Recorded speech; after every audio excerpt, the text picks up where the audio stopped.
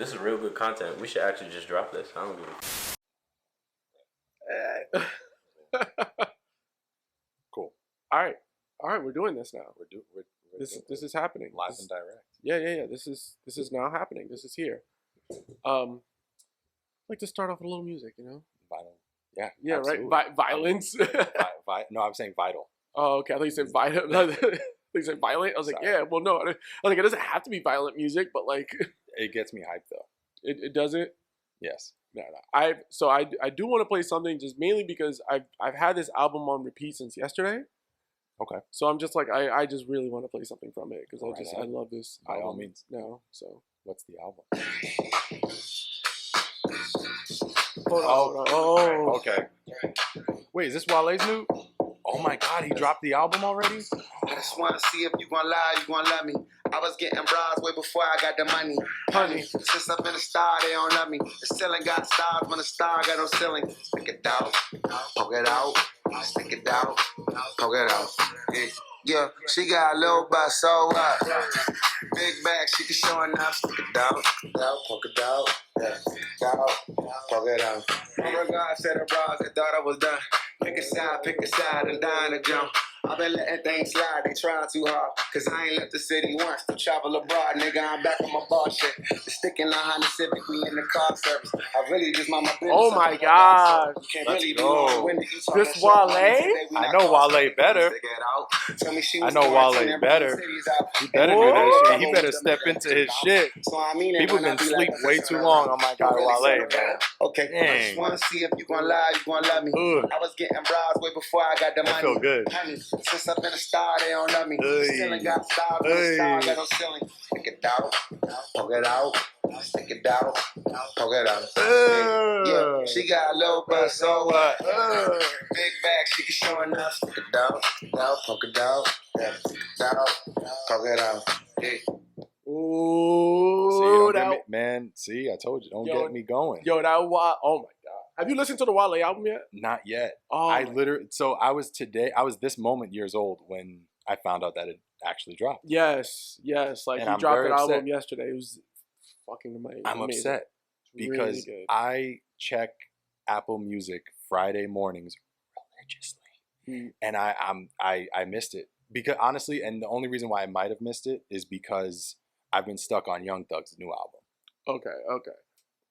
Punk, which Before we get there. oh okay. So let's get there. Sorry, because I do want to get. Because apologize. I do think it makes sense to start with music, but So excited. I want to make sure that because I know we're gonna get on a roll. We are. I know how you and I are. Roll And I will. and I gotta intro this thing. Mm. So welcome all to episode number 42 of the What Are We Even Talking About podcast. I am your host, Izzy, and today I have with me a very special guest. Normally I have my guests a little bit, I plan them out, I'll be honest, in maybe a good week or two in advance. I try to figure out who is it that I want to have on the pod, maybe what order, and kind of I have some idea of what is it that I'm going to do. Much as is the trend with my relationship with this person is it's all about the universe and just kind of putting us together. I was out last weekend and yeah, the universe put me in front of this dude for the first time in a year. And I was just like, yo, man, do you want to be on my pod? You want to be on the pod? Just come on, man. I want you on. I want you on the pod. And I was like, duh. Yeah, of course I want to be on the pod. What the fuck? Duh. My boy JP is here, man. Hey. Long time coming. Round of applause. Yes. JP is here. It's a long time coming. You know what I'm saying? Yo, I'm excited, man. What's your crep name these days? My what name? Well, you're yeah, man. No, I'm just joking, man. I have a few, but typically, so for the longest, it's been Nonsense, aka Twin Bruiser. Shout out to my guy Mark. Mark man. Sheets, yes. Internationally known on the microphone. My brother. Yeah, it's funny. I feel like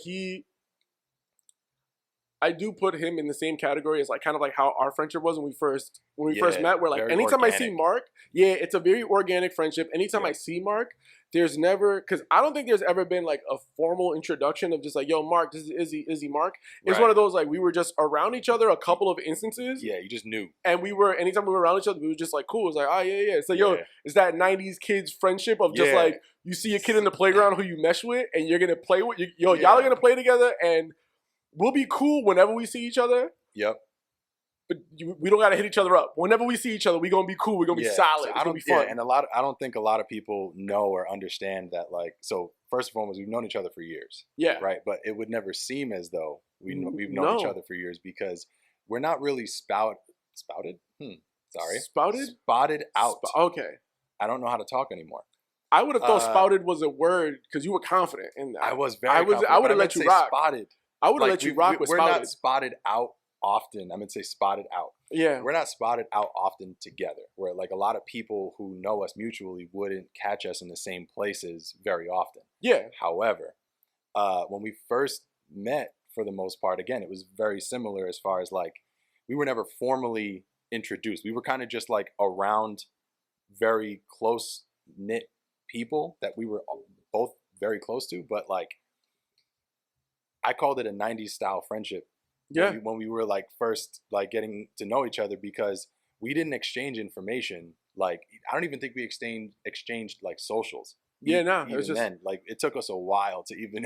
I'm gonna see And you. I kind of liked it. It was kind of dope because it was like, I'm gonna see you at the playground on Thursday at this time at 3 p.m. because sharp. Because you're always there, I'm always there. That's when we'll see each other. We don't need the info. Exactly, and we all know that Rhode Island is way too small anyway. So for that, just to So that's a brief introduction into our friendship. Brief a very intro. Long Yeah, storied. Storied friend. Cheers, brother. I'm so happy you're here, man. Thank you so much for having me on here. First and foremost, this is 42. Yeah, episode 42. Episode 42 of the podcast. The Jackie Robinson number. I'm proud. Yeah, I'm honored. The Jackie Robinson number. I'm honored, man. Yo, I'm honored to be here, bro. Yo, this is so dope. Yeah. This might. Yeah, we don't retire this episode. This one's going in the rafters. Yeah, this is the one that's gonna get inducted, yo. How are you, man? I'm amazing, man. You're glowing. You know that? Thank and I said this to you last week when I saw you. I was like, you're glowing. You know? And you can't be talking about. You can't be talking about. And you can't talk about my it's not glowing from my baldness. No, because, it's like your skin. Like, are you pregnant? Because you're just like it's really coming out of you, man. I'm it's pregnant beautiful. With blessings. Yeah, man. No, man. I'm just abundance. Yes, man. I'm in a really good place right now, man. I'm very happy. So I was actually having this conversation with somebody recently, and I'd never actually I can't say never, but I haven't really got to experience like joy in a while, like to be joyful. Yeah. And because I always understood joy and happiness to be two separate things, and not to get too deep because we have a lot to cover today. But I'm in a season where I'm just like very joyous and joyful, and, and I'm living in it. I'm enjoying it. I'm being selfish with it. I love it, man. It's gotta thrive, man. You do, man. And sometimes you have to be a little bit selfish with your happiness in a way, because like I have this is the last I'm going to say about it, but because I don't want to get too far off on a tangent, but I have a tendency to, like, as soon as like something good comes or as soon as I'm in a good place, I want to like reach out. I want to, oh, if I'm happy, everybody else has to be, and that, everyone needs to experience this because da da da. And right now, at 31, I'm like, nah, keep this for yourself, man. Yeah, hold on to that. And so now that might be where the glow is coming from. It's just that I'm like containing it, and I'm really just living in it, and marinating in it, and I'm just in a really good season, man. I'm in a good place. Yeah, you're not trying to and that's something that I've learned as far as just like sharing of energies and all that stuff. So big time. It's good, man. I'm happy, man. Yeah, same for you, dude. I'm happy. I'm thriving. But I'm so happy for you, man. I mean, hey, man, like, 42 episodes here. Kind of what, hey, man, 42 episodes inside of the BagHead Castle. It's just what it is. It's what it is. I think it makes perfect sense. I think for us to start on music, because that's Absolutely. where I think we were. Can we please? Yeah, like let's start on music. Let's just get right into the music bag. I think that's like perfect for you and I. We were already kind of talking about it. Do people still know that you were and are a dancer? It's funny. It's not Like a commonly known. you were really good. Like, So you know what's funny? So can we just it's like a fun. just talk about that real quick? It's a funny tidbit of knowledge because not a lot of people know that I'm a dancer. Because so my dance career, as you would call it, Yeah, I would. because for me, I ended that as soon as I started working professionally, just because I think time commitment wise, I just Yes, wasn't able to do both. It's hard to juggle sometimes. It's hard to It can juggle, and for me, I was just like, I had a set of goals as a dancer. Yeah. That I was like, these are my goals. My goals did not entail ever wanting to be a career dancer. Mm-hmm. It was never my goal to like, yo, I want to do this forever. I want to like go on tour and like, Yeah. it was never my goal to do any of that. Yeah. My goals were very simple of just like, I want to be able to like have the respect of my peers. Mm-hmm. I want to be able to like teach at multiple studios and have like studio owners like invest in me to be like, yo, like we will pay you for any sort of like development, any Right. sort of like you coming and like teaching our students and like entrust me, you know, with that kind of stuff and kind of like building my own style from it. And then I just wanted to kind of have some accolades behind it to be able to be like, I did this thing. And I think that part came a lot with like working with Kelvin. Yeah. Working with Kelvin at Faja. yeah, at Papa Kels. yo, Kelvin and I when during the Dance and Spirit Performing Arts Days, which forever I think for me like that'll always be a studio that I'll always call home, and I'll always call like the studio owner Miss Christine. She's forever. I've met Miss Christine before. Miss Christine awesome. Miss Christine is 100%, and I'll She's always say it. That's my very dance good mom. people. That's my dance she's mom. Very good people. Like Miss Christine, 100%. That's my dance mom. Yeah. She like was the dance mom to a lot of us. Mm-hmm. She was the one who was like, "Yo, make sure if you're teaching at other studios, you make sure that you're not getting taken advantage of. That you're getting paid what you're worth. Yep. You make sure that you're not falling into any of the sketchiness." And like she looked out. She took a, you know what I'm saying? Like she was one of the first, especially in the dance world, that's tough to come by, man. It's so hard. You know? She was the first one who like a bunch of dancers who were just used to always dancing in the street. Mm-hmm. She was like, yo, you can come dance at my studio for free. Only thing I ask is that you carry yourself as a role model to these young boys who dance here as well. Man, very similar. Y'all are like, y'all are the older boys. Mm-hmm. You make sure you always carry yourself. You're always respectful. You carry yourself as a role model. And that was someone who, like, that's where I think I learned in my life. Yeah. And I'm going off on a tangent, but that's where I learned in my life, though. We're podding right now. I learned in my life. This is pod quality stuff. Man, right? I learned, bro, that you never know who's watching you as far as, like, role modeling goes. Right, yep. Because for me, it was during that point that, like, I realized, like, yo, like, some of these little boys are growing up and like they're watching, like, yo, they're watching me. Like, what? Like, people are watching me for what I'm doing or whatever. Like, she was very adamant of like carry yourself this way. You don't know who's watching. You carry yourself like someone's watching at all times. Absolutely. And that's something that I've always like. I carry that with me today. Yeah. Like, I always kind of think about like who may be watching, who may I influence. Yep. In one direction or the other. So 100%. Yeah, man. Shout out to Miss Christine, man. 100%. Yeah, Miss man. Christine, So yes, for those of you who don't know, Izzy was a dancer. Is a dancer. Izzy I'm a dancer. is. Man, we might get busy after this pod is over. I'll be honest. Listen now, that's for the bonus features. Hey. But music. Yeah. Well, let me just like add on to your last little tidbit, and I'm not gonna go on a tangent, I promise. But I just only because I had a very similar experience with Miss Christine. Through other channels, and so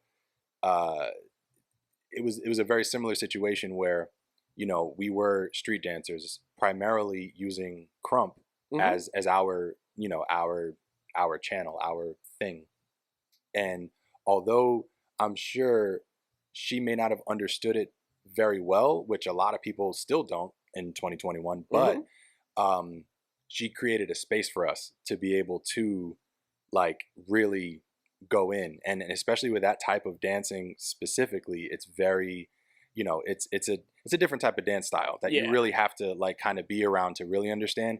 And so for her to allow us to use her building, the one across from the stadium. It was that because I know they had a previous building before that, but for that building, it's a beautiful building as well. So for her to allow us to just grunge it up a little bit and stomp on the foot, be real, be gritty, be street inside the studio. And so that was like one of my things I was like, man, this is really cool. Like this is really dope. So shout out to her, man, because so honestly, and I'm not even like, he knows that I'm typically not a very confident or boastful dancer, but like some of my best footage ever is there. Like that in Dancing Spirit. That place is amazing. It was great. But anyway, all right. I said I wouldn't go on a tangent. Yeah, shout out Dancing Spirit Performing Arts. All right, that's on base. Shout out to the dancers out there. Yeah, love man. you guys. Love y'all, man. I got banners over there. There's banners up on the walls. Like, yo, I put these banners up here. This is like my that's where it's at. Is that the gold medal?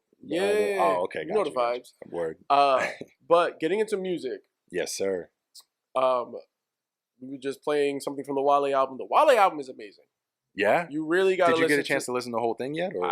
I've literally only listened to that since yesterday. Like yesterday, I put that on. Yes. And that's what's been on repeat because I'm just like, yo, just let this loop, let it go. Because Wale is one of those artists who puts such quality into his albums because I think and I've heard him talk about this in interviews, he very much takes a very old school approach to it. Yeah. Because in his mind, he's just like, I don't know any different. Yeah. He's like, yo, the way that I approach making music is the same way that it's always been made. I put out a single. Yep. And after the single, in a few weeks, the album is going to come out. Mm-hmm. I don't do this whole social media thing. It's like, yo, I'm just focused on creating. And I'm putting together my focus is I just want to put together a great body of work. And then like, whoever's going to handle it to handle the stuff. But like, I'm trying to just put out great music. Man, this is a great body of work. And that's rare, I feel like, nowadays where like people are really putting time and effort behind their stuff. Because like, really there's people dropping 20-track albums every 3 months and stuff. And I'm like, man, like that's a lot. Like how hard did you really work on that? Yeah, but highly recommend it. Yeah, and so, all right, question for you based off of Wale. How does this album stack up to the album About Nothing? Yo, you know what's crazy? I had because that's my personal favorite. Wale album. That's 100% my favorite Wale album. Cool, the album About Nothing. Yes. This one is up there, but I don't know that it doesn't beat it. And I think the reason, and it kind of goes back to something that J. Cole said. Yeah. About albums that it's hard to compete with nostalgia because of the fact that like that album, like the new album, Florin 2, isn't just competing quality for quality against the album About Nothing. It's competing for the feeling you got when you first heard the album About Nothing.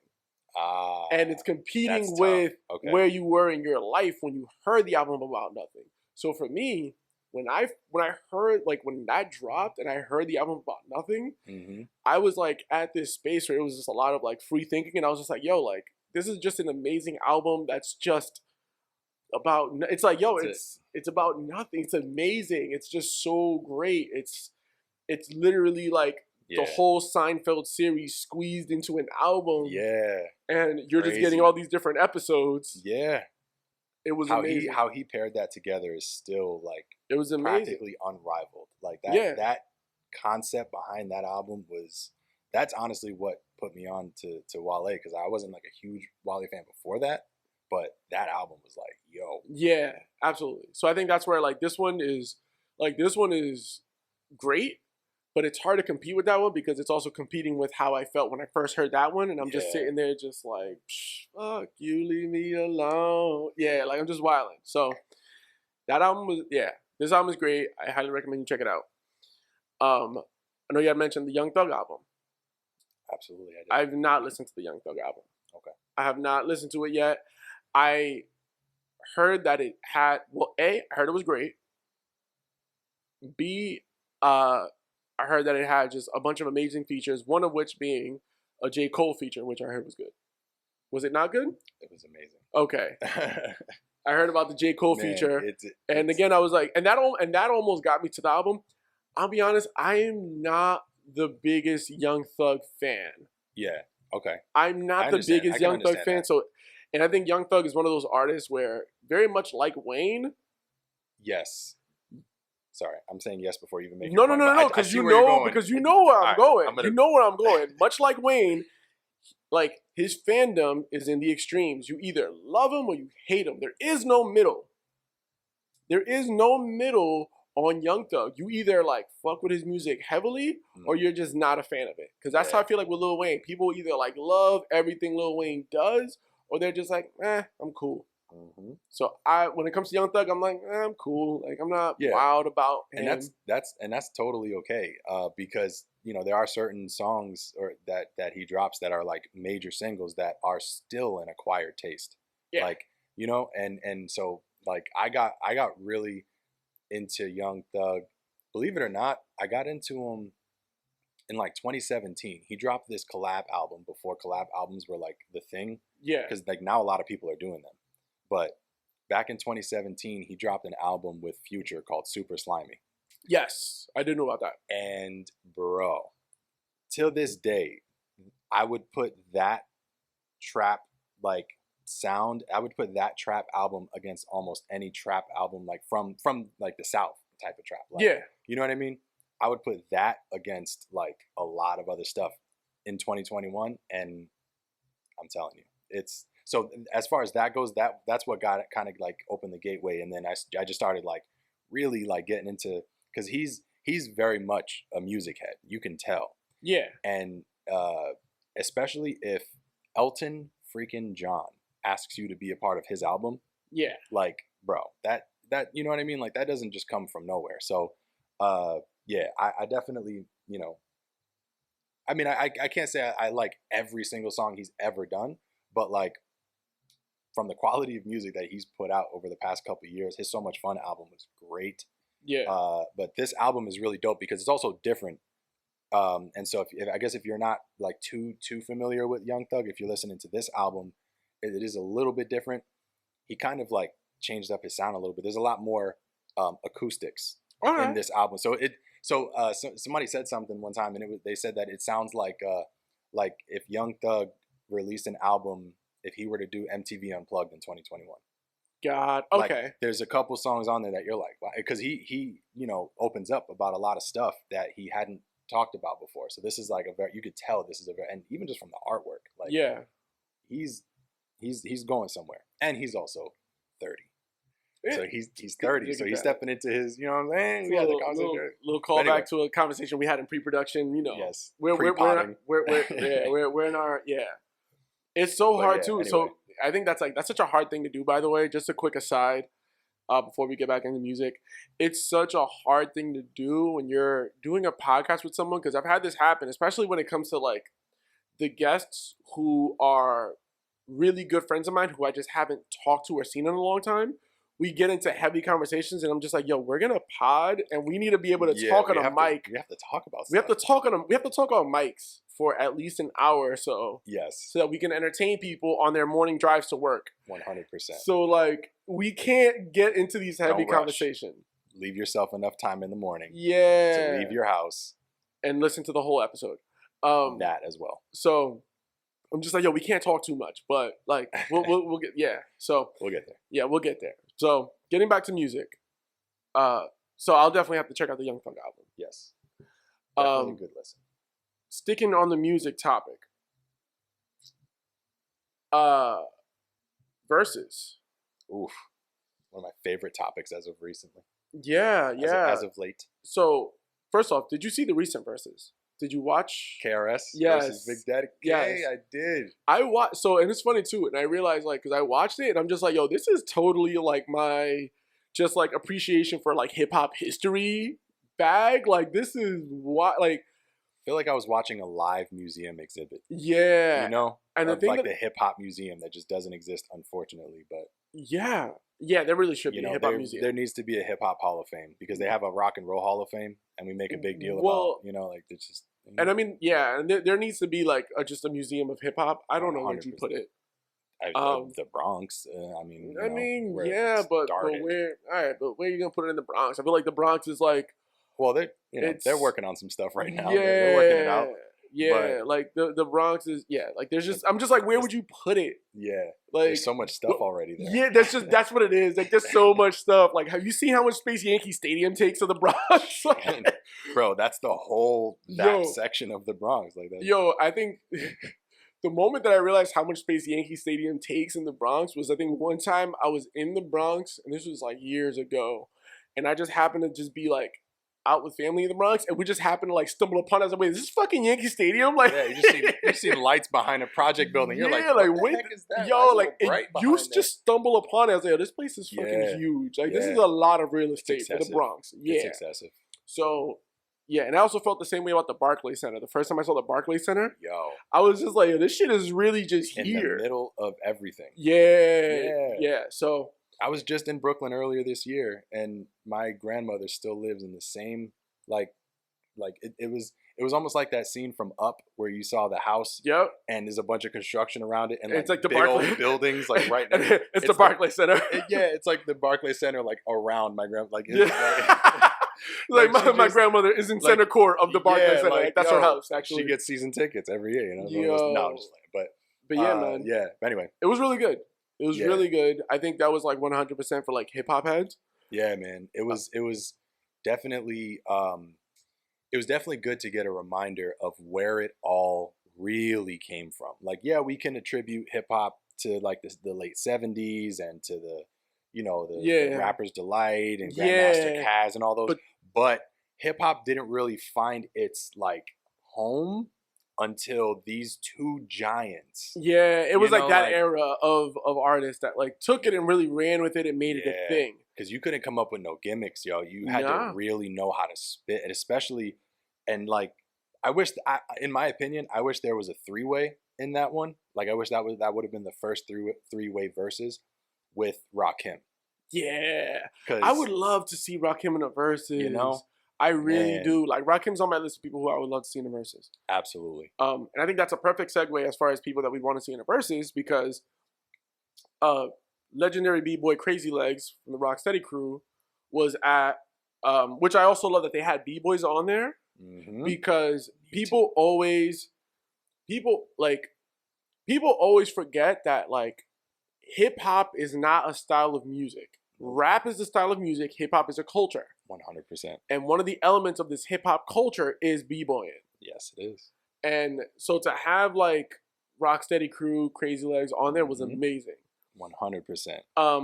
The thing that I loved about it, stand up. Yes. So I loved that. So he had talked. So apparently he had posted about an interaction that he had with Busta Rhymes, because Busta Rhymes was in attendance. He was like, "Yo," he says to Busta Rhymes, like, "Yo, you got to do a versus." Busta's talked about it a few times. He's like, "Yo, I'll do a versus, but it needs to be a worthy opponent, because I don't want to do like a corny versus." And then Busta said, like, when Crazy Legs asked him about, "Yo, you should do a versus," Busta said, "I've already had 5 people turn down doing the verses." I heard about that. So then the thing, like, so then social media picked that up and was just talking about who should be Busta Rhymes' opponent in a versus. Everyone is saying Missy Elliott. Yes, a lot of people. I mean, honestly, when it comes to the catalog, the longevity in their careers, the different sounds that they've been able to come up with. You know what I mean? Like during that time, and then, but yeah, I mean, just, and their videos too. Like, and that's that's the one. It's the videos. Can I tell you that maybe about a little over a week ago, I was home, got home from work, I was just in a mood where I was like, man, you know what? I think I want to have a music video marathon. And I get into these random, fits of just like, I need to watch something in order to just, properly live my day. I want to do it. I'm not going to fight it. I'm going to watch Busta Rhymes videos for as long as I possibly can. And I did, and dude, There's a I was lot. going crazy. There's a lot. And just what he was doing with the video with Janet and you know what I mean, like the Give Me Some Fam. More, like they were on some stuff. Missy too, like with He's a tough opponent. Like so a Busta Rhymes 20. Like think about like a Busta Rhymes 20, especially when you're adding in the fact that you're talking about like features involved too. Like, do you realize that like a Busta Rhymes 20 is so heavy that round 1, Busta Rhymes is likely playing Scenario. Oh, like that's how heavy his 20 is.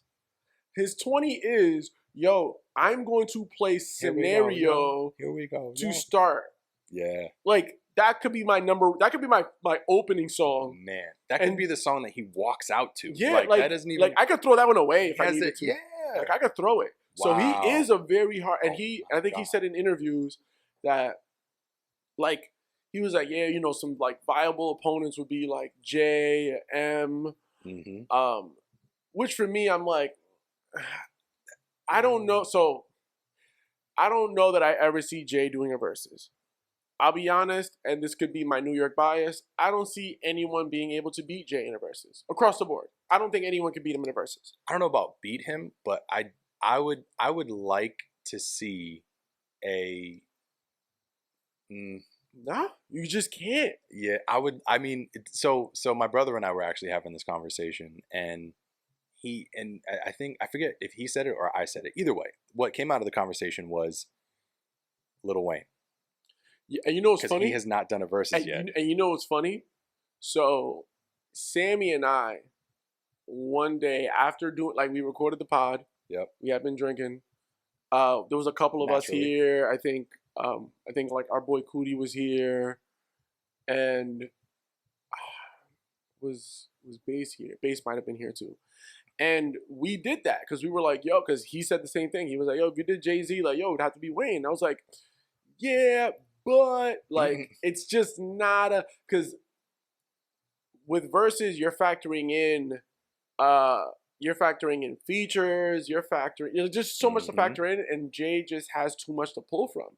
Yeah. Like you would need to for you to have Jay-Z to do a versus, you would need to handicap him somewhere.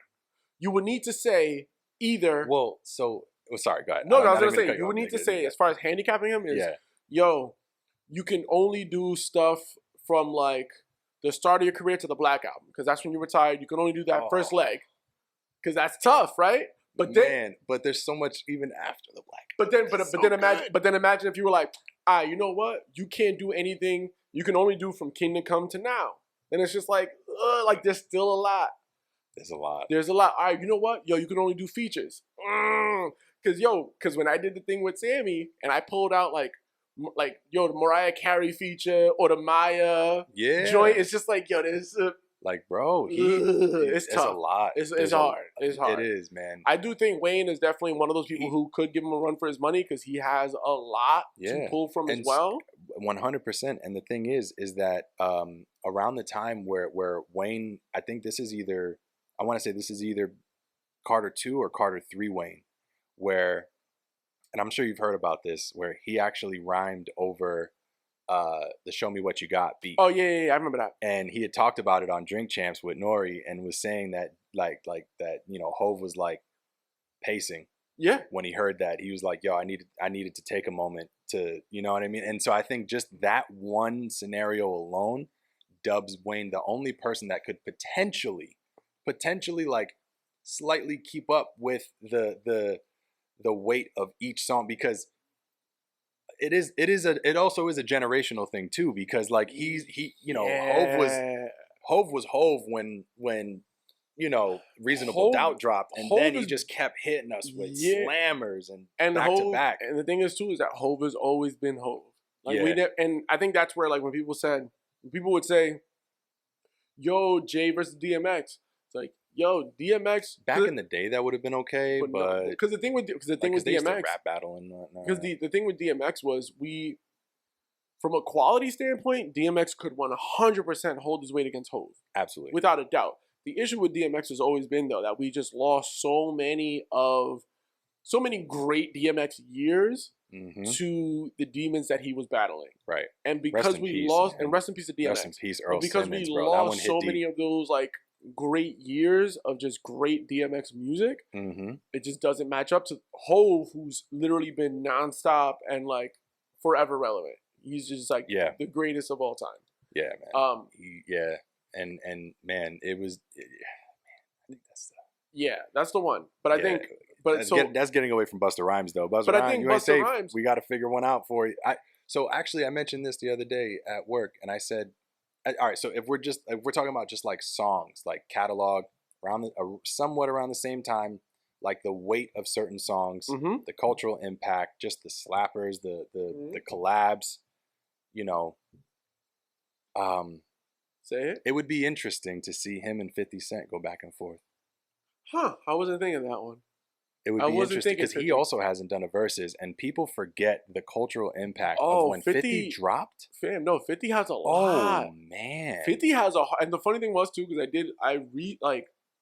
maybe like within the last few months did like review 50's catalog, and like 50 has a hard 20. He at least a hard, like a solid 20 of just like, yo, hey, you're gonna have a long day. Mm-hmm. The person who I keep going back to in my mind to be like, I would love to see Busta go up against, and I don't know if this is one of the 5 people who was just like, nah, I don't want that Busta smoke. Yeah. I keep saying Busta and LL. Oof. I'm like, I would love to see Busta Rhymes and LL Cool J. Yeah. Just like go off on the verses, because yo, LL has his catalog is insane. First of all, too long, and he's supposed to be coming out with a new album. What? Well, he hasn't aged a bit. Like he drank the Pharrell juice. Dude, Pause. yeah, but you know what I mean. That honestly, anti-aging stuff, because when the apocalypse comes, hey, relax. You just like shit on me because I couldn't say apocalypse at first. No, I wasn't even laughing at that. I'm like, where are we going with this? What are we even talking about? When the apocalypse comes, shameless plug. It'll 100% be like cockroaches, Pharrell, and LL Cool J left on this earth. 100%. I firmly believe that. So, another one to your LL Cool J point. One thing that one person I would like to see against LL, like, unfortunately removing Busta Rhymes, because again, they're from different. That's a generational thing too. Like LL was like the king of hip hop for a long time. People forget even that. Before, you know what I mean? People forget like, that. People really do don't give him his credit. First solo act, bro. People like, forget how much crazy. He was like up. Yeah, and so I would really, really like to see LL versus Ice Cube. You know what I'm saying? When it comes to the length in time around the same time, like they were, like, granted, like I think LL might have like a good 4 or 5 years ahead of ish. Because he dropped. Well, because you also have to remember Ice Cube's first introduction to the world is in NWA. Right. So there is, which he also wrote. So in the verses, he could technically still totally pull play, from. You know what I'm saying? No, like Ice Cube could 100% play Boys in the Hood, and be like, yeah, like I wrote Eazy-E's whole fucking shit, and like this is because Jadakiss did it a bunch of times. He was like, yo, I wrote for Puff. Like this is my shit. Why the heck not? So I think that would be good. I'm interested to see where it goes. Me too, man. Because I've been waiting for Busta to come and just destroy somebody. Whew. But the thing is, if that's the thing, man, he goes against Missy. That's gonna be fun to watch. It will be fun. It's Missy is a tough person to match up with. LL's first album came out in '85. Yeah, and so then 85. Yeah, same time, because I know NWA was mid late '80s as well. Yep. So that would be cool to watch, man. It would be cool to watch. It would be cool. So I just honestly, I love Verzuz. I love the whole thing. I firmly believe that every Verzuz that they did over Instagram Live needs to be redone in person. 100%. Like I need to see all of y'all in person. You just reminded me. So I was upset at some of the matchups, to be honest with you. One of the matchups I wasn't too particularly fond of was Nelly versus Ludacris. Really? Only because I would have rather had saved Ludacris for Busta Rhymes. Okay, yeah. Because they had, you know what I mean? Although Yeah. Luda came way after, you know, they had very similar approaches to when they stepped in, because he was doing the weird videos, hanging upside down, you know. Yeah. But Yeah. and he was, you know, he's from Atlanta, unapologetic about it, but he wasn't rapping with a very heavy Southern drawl. He was like he had bars. Yeah. Luda had very heavy bars. You could tell he was influenced by you know, the New York rappers, but I think that when it came to the videos and the way that they would rap and how much they would accentuate their words and the quick rapping too, how they would rap fast, I think that would have been a more, I don't want to say a better matchup, but I would say that would have been more like, you know, in line with that. Okay. That's just my opinion. Obviously it happened, so if they end up redoing it, they're gonna have to do the same thing, but that was just my thing. Okay, that's something to keep in mind. I could definitely see that though. Yeah. Okay. Sticking on music. Ooh. Rap City is coming back. Yes, it is. I'm very excited about that. Me too. I don't know that I've seen when is it coming back. I have not seen that either. I know that there are many talks about it coming back, and I'm super excited for several reasons. Because I think, and where I kind of do think, because watching the KRS and Big Daddy Kane verses made me think of Rap City, because it's kind of just those like foundational hip hop staples of just like, yo, this is where this culture is about. Yeah, it's about freestyling. It's about just talking about, you know, whatever. Crowd control. Yeah, crowd control. MC means move the crowd. Yo. Okay. Yeah. It's, and I feel like, so like, not to like double back, but like just one last comment about Verzuz is that I feel like it gives us something else to be excited about in hip hop that, you know, that we can be a part of, versus just waiting for another album to drop on Friday or waiting for the next freestyle. Like, I feel like it actually gives us something like to, you know, and it is, you know, for our generation, because with a lot of the verses that have happened, that's for like that, a lot of it was our childhood, growing up, you know. So like looking back at it, it's like, man, like this was really big moments. But Rap City is going to be very, very cool. I'm curious to see what they do with it. Yeah, absolutely. And how they, absolutely. I wonder if they're going to do like the whole freestyle thing, because I know a lot of they people don't need even. to. Nah, but they need to. But I think they will, because I feel like I have seen like a rise of like your favorite rapper doing a freestyle on YouTube. Like that's a thing. It's becoming. I think it's getting more. It's picking up more traction. And I think that's where you're gonna see kind of, you know, it's all those people who kind of were taking up what Rap City left behind. Yeah, and now Rap City coming back to be like, all right, that's Absolutely. our shit. We're gonna take our sauce back. 100%. So, and just two quick pieces of music news to talk about. Sure. First one is Kanye West is now officially changing his name to Ye. I don't know what else to say about this man. I mean, if our collective friend Mr. Leggett were here, he would say JP is the original Ye. Yeah, yo. That was my nickname yo. for people who like don't really know a lot about me or have spent a lot of time with the people around me, is that even though my name was already abbreviated, they would like play around with just those two letters, and they would call me Hotape. They would call me. They'd call me Yape, Yapers. Like they would just, I'm telling you, bro. I don't know how people got some of these different names out, but like I remember years ago, DJ calling me Ye, and it was one of those. There's like one of those like insider nicknames. But anyway, point being is that I don't understand. I don't know, man. I'm not sure I'm following Kanye's. I'm gonna still call him Kanye. I'm not, you know, the artist formerly known as Kanye. Like, is that what we're doing? Somebody should really like, be checking on this man. I'll be honest. Like, let's call a spade a spade. Someone need to be checking on this man. I really believe that. I truly believe that. Like, there's so much mental health shit in play here, and I think that it's something that happens with creatives in general. I don't know that Yeah. I've ever met a creative who just didn't deal with some sort of mental health struggles. 100%. Absolutely. Your mind is Someone like- needs to be checking on Kanye Man. because he's wild. Yeah, bro. And like, have you heard Donda? Did you listen to Donda at all? Yeah. Okay. All right. Yeah. So musically, it was great. Yeah. Was it? I mean, So Donda, was it? it like was good. It what was you were. It was good expecting, production. or- It had great features. Yeah. I did love the continuous theme of like everyone who was featured in Donda, and I don't know if it was like Kanye's instruction to them. Mm-hmm.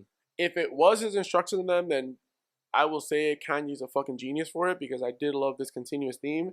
Everyone who was featured in Donda opened up about shit. Mm.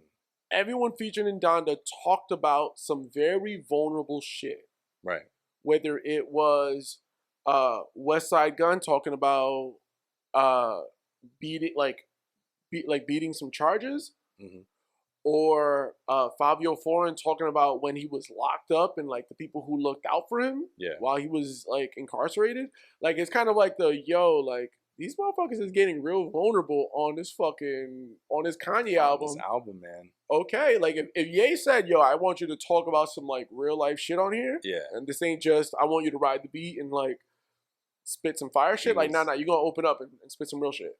Then if that's what he said, then yo, you know what? You the man for that. I was gonna say, because that a lot of the features on there, they definitely, like, I would say that was probably one of my favorite things on the album were the features. Yeah. And like, just I feel like everybody knew what was up, and they knew stepping in, like, regardless of whatever Kanye has been like promoting or been about these past couple of years, they knew that when they stepped in the studio with Kanye, they needed to come correct. Yeah. And at 110%.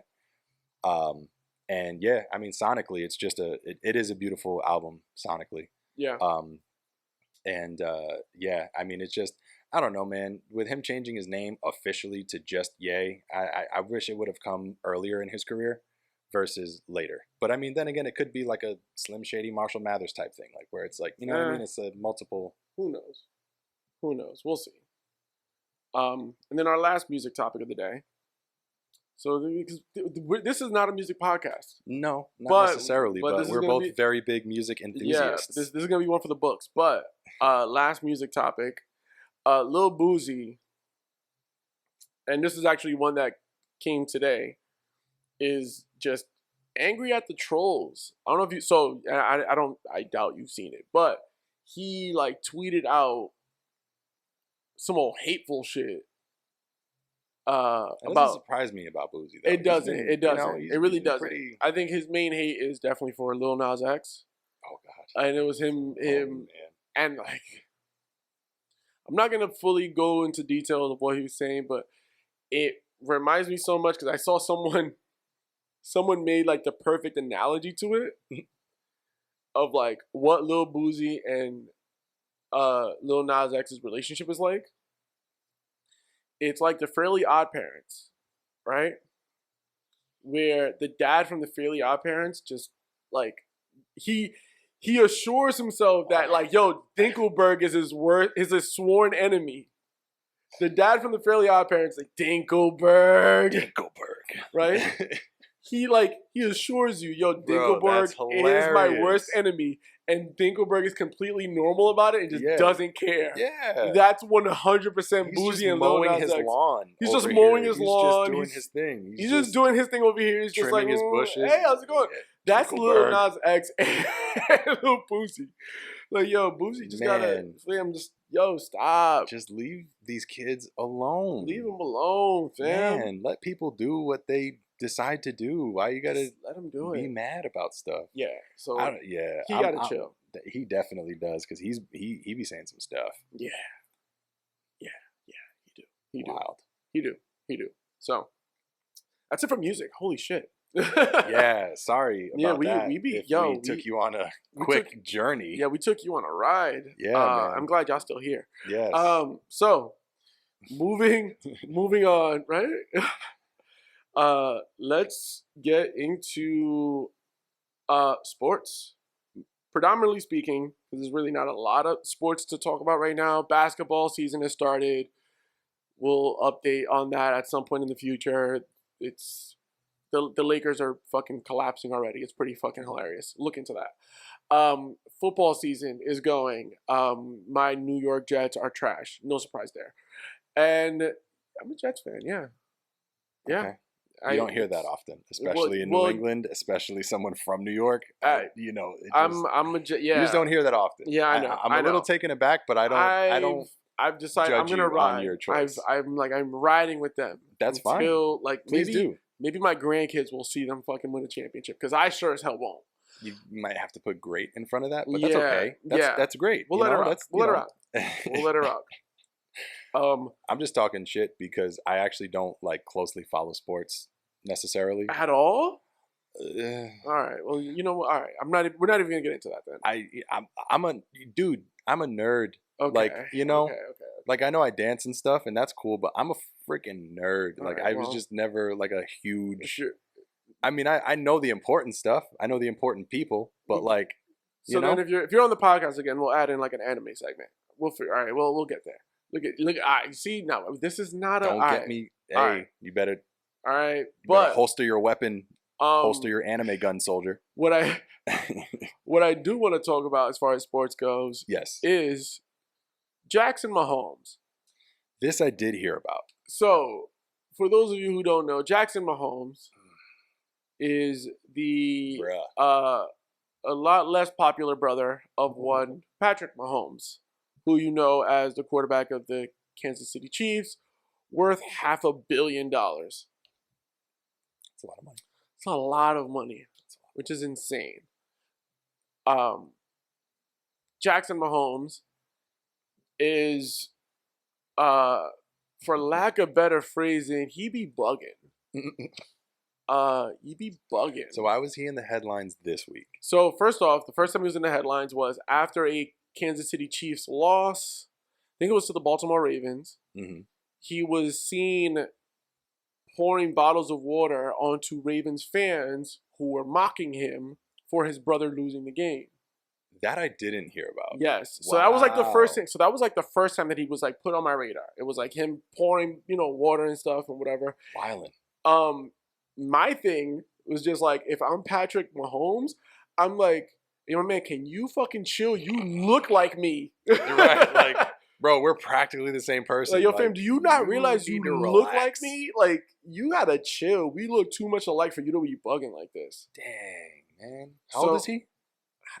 I don't know. He's got to be at least. He's probably he's the early 20s. He's the younger brother, so he has to be 100%. Like in college. If he was the older one, he needs to be put in a jacket with his hands tied behind his back. I'm almost certain he's the younger brother. He has to be, because there's no way that. So that was the first thing he did to get on people's radar. First thing. Well, right, because the second thing is and now the second thing is most recently is when the Chiefs were going up against the Washington football team. Still hilarious that they don't have a name yet. But the Washington football team, they don't have a new name yet. Because their old name was... Yes. Wow. Okay. I'm going to have to bleep that. That is a slur. JP. What? Yeah, that's why it was removed. I know why it was removed, but that was their previous name. Yeah, but like, hey, it's about growth. We're 100%. learning. I'm all for growth. I'm just, dude, I told you, I don't follow that's why sports very closely. Yes. So what I was familiar with previously, I didn't know that they still didn't have a name. Like, bro, call yourself the freaking Tomahawks or something. That's probably all, but it's probably all, hey, listen. It doesn't need. I mean, you guys are $1 billion industry, and you can't figure out, dude. You guys named a team Giants. Those aren't real things. Hey, but like, I'm 6'4". I'm a giant. All right. That's to someone who's like 4'10", but like, dude, okay, you got a point there. There are certain team names that I'm just like, really? Yeah, that's a thing. Oh yeah, absolutely. The Bengals? You didn't just call yourself the Tigers because you have stripes. You wanted to be the Bengals? Yeah, they're the Okay. Bengals instead of the Tigers. Okay. So what Jackson Mahomes did when they were up against that team. So there's some controversy around it. Okay. The thing that he was getting backlash for was there was a kind of like roped off area on the field that was put there as a tribute. It was a number 21 in tribute for Sean Taylor, who was a player for the Washington football team, who was like tragically murdered. Oh wow. Yeah. He That's was rough. he was like an amazing safety. Like he was an amazing player. Damn. On some like during the season. So yeah, like it This happened. is news to me. Yeah, this happened years I ago. did not know that. This happened years ago. Wow. Okay. It was a big deal as far as Lot just happens. like, yo, like he was like, this was like the leader of our, like one of the leaders of our team. He was just like just tragically murdered in a home invasion. Dang. Right. So they had this like, they retired his number. They had this like little roped off area on the field that had his number on it. And Jackson Mahomes is in the area standing on Sean Taylor's number doing a TikTok dance. Yes. This is the one I heard about, but I wasn't aware of The significance of the number, who was Sean Taylor. Yeah. that I was not aware of. Yeah. And So, my as you can imagine, goodness. they were pissed. Like, that fan base was pissed because Sean Taylor is fucking royalty to this fan base because it's like, yo, this man was amazing. So, here's what was like the excuse for it. They were saying, well, the reason why the area was roped off is not because people were meant to not stand in it. It's because that's where like the VIPs were on the sideline. That was like their designated area to stand in. Right? Which I was like, all right, understandable. Again, it's kind of like, yo, it's an extremely poor taste for you to be dancing right on this man's number. It's an extremely poor taste. And they have the number on the field at that section, right? Yeah. Oh, come on. It's in such poor Come taste on. for you to be dancing on it. Come on, Jackson. Dude. I think for me, it just makes me think of like it's like you just have that brother who don't know how to act. Like if you like you have that brother, yes. Oof. What's his name again? Trisket? What's his name again? Starts with a T and rhymes with an Ariston. Yeah, right? But exactly. nah, man, I love my brother. Yeah, no, I love he's him amazing. to death. Love him. Love him. that kid. Love the kid. But like again, it's there's, just like, there's moments where I'd be like, dude, can you chill? come on, man. Can you know? chill? Right? At least wait till Yeah. we get home, dude. What the Yo. heck? What are you doing? So But, that it's it's my just boy. it's a hot mess. It's a My hot boy, mess. Blue. And I'm Dude, like what? So my thing is all right, if you're gonna do something that like, you know, I don't want to say monumental. Like if you're gonna do something that drastic, yeah. at least make it good. Like at least dance good. Nah, if you're gonna, it don't like, matter. You don't if need you're to dance gonna- good no more. We'll get into that a different day, but you don't need to dance. if Like you're gonna do something that wild, at least make it quality something. Don't do a friggin' TikTok dance. Like, come on, kid. What are you doing, guy? Anything, it don't matter. I know, but still, No, come no, on. no. It has to be, because if you're gonna dance on someone's number Yeah. that just that was unfortunately taken from us way too soon in that type of tragic incident, dude, give him a dance tribute or something. Don't just, I'm gonna do something for the gram talk thing. Nah, bro, that kid's bugging. I want to know what the conversation was after that from the big bro. Because I want to know what are just like the ongoing conversations between him and the big bro. Like at some point, as Patrick said, "Hey man, can you chill or you can't come?" Like why are you? All right, so why was he even invited in the first place? Is if he has this pattern of behavior, because from what you're explaining to me, he's shown these type of signs before, like these huge freaking red flags. Kansas City Chiefs red flags. Yeah. Like, you know what I mean? Like that. At least I know their team color. I was gonna say that. I was gonna give you so much credit for it. But dude, why is he invited to the away games? I don't know. You just sit your ass home. Yeah. Do the TikTok stuff on TikTok. Don't do it in front of the. Never mind. Yeah. But anyway, You sound old as shit too, but I- you sound so old. Don't do the TikTok Don't things do on the. don't go ahead and do the TikTok thing with the. Yeah, don't man. Don't the Boy, I tell you, the with the- tickgrams and with- and your face space and and your your- my books and with, your with the netbooks and the flicks and Yo. the whatnots. oh my goodness and the whatnots. and the whatnots.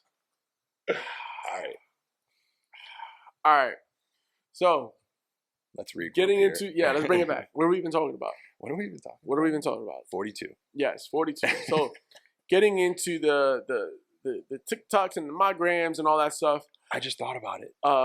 Yo, Perfect segue. wait, What? the number 21, twice. Oh my god! If you don't It's stop. 42. Oh my God. That. There's no coincidence there, bro. Come on. He was dancing on that this week, and it's your episode 42, and I'm here for that. That's so great. You know what you sound like? What? You sound like every like Hispanic mom who Yeah. like comes across a number and feels like she needs to play it in the lottery now. Like like yo, I now need to play. I need to play that number. Oh, I gotta play those numbers. Like that's my mom. Like yo, oh, I gotta play. Oh, Yeah, what? right? What? I saw that on the bus today. Yeah. I saw that number. on Oh, the I saw the number. I saw number 42. You I gotta mean play the number that. 42 bus that you take Yeah, I to gotta work? play. What I you gotta play mean? that number. I gotta play it. I gotta play that number now. But speaking of socials, perfect segue to Truth Social, which I believe the name of it is. I don't know if you've seen this. This I purposely left out of my. When you sent me the topics, Yeah, I you were like, I'm purposely not left even. this out. It's like I'm not even gonna look at this one. I don't know. Yeah. I don't want to know what it is. Not that I don't. Not that I didn't want to know what it was, but I wanted to like have that live reaction. Okay. here. You know what I'm saying? Like I was just like, what's true? You know what? Let that be the one thing that you don't Okay. look up, because the other stuff I looked up was Truth wild. Social. Yeah. Is it's a new social media platform being started by one Donald Trump, former president of the United States. Donald Trump starting his own social media platform. For context, for those of you who may not know, if you live under 4 rocks, Donald Trump is essentially banned from all social media accounts right now. He doesn't have any social media Good. at all. Awesome. So he's now working towards starting his own social media platform, Truth Social. First off, that's wild. But second of all, as someone, so I'm very much in like the whole stock market game, and Yes. I do that. Yes. Yep. I do stock market, You sure do. right? And there was the company who's like working on this thing,